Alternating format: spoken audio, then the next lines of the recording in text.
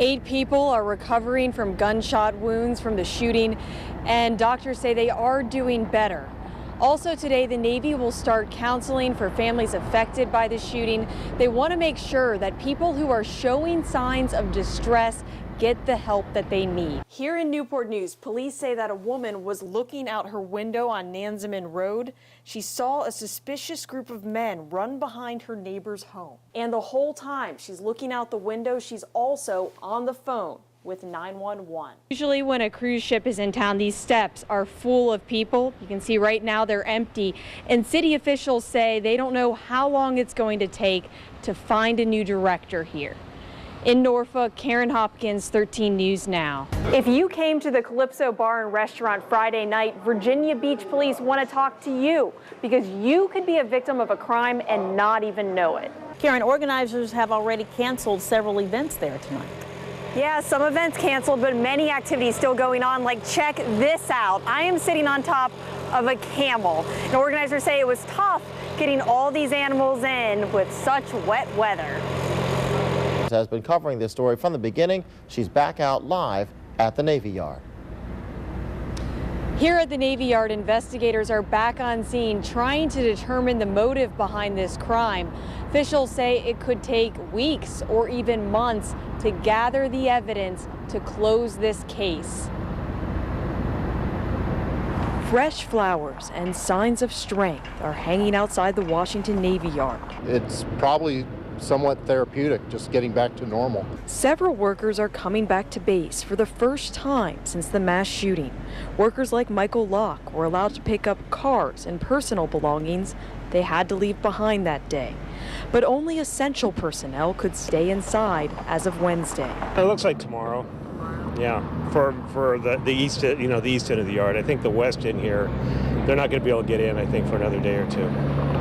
That's what I hear. Others came to help their friends. He's okay. He's just, he seems kind of normal. So maybe we're all just getting used to all these gun massacres. And he said the women were before him, and the guys were kind of standing there, and the women were the ones who first jumped their wall and hightailed it. Inside Building 197, investigators are mapping the trajectory of bullets, hoping to understand why gunman Aaron Alexis reportedly killed 12 people. It's a sight worker Paul Marcus will always remember. I think it'll hit again when we get back into the building. 8 people are recovering from gunshot wounds from the shooting, and doctors say they are doing better. Also today, the Navy will start counseling for families affected by the shooting. They want to make sure that people who are showing signs of distress get the help that they need.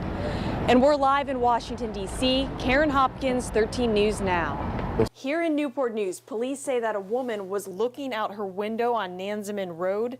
She saw a suspicious group of men run behind her neighbor's home. And the whole time she's looking out the window, she's also on the phone with 911. That's how we're going to solve these crimes, if people see and act immediately. Police are asking you to be watchful because in the past 2 weeks, crooks broke into 18 homes in southeast Newport News. I think they're kind of scoping people out to see who's gone a lot or not. Scott Beatty lives in the Brookridge neighborhood where the thieves are kicking in back doors. So they're going to be replacing the door frames with new steel door frames, so to kick that in, you got to kick in the whole wall. You're concerned about even more burglaries because the Christmas season is coming up. It's going to break my heart, as it would theirs, when they have to respond to a house and talk to a family or, possible children where all of the presents were stolen from under the Christmas tree. That's why police are working hard to make arrests. So far, detectives have caught 4 teenagers and 1 adult thanks to that woman's 911 call. She got on the phone with 911 and the police responded within minutes and was able to take all 4 suspects into custody. Even after those arrests, according to police reports, there were 3 more burglaries in Brookridge. Police say there are more crooks here in town, so if you see anything suspicious, call 911. In Newport News, Karen Hopkins, 13 News Now.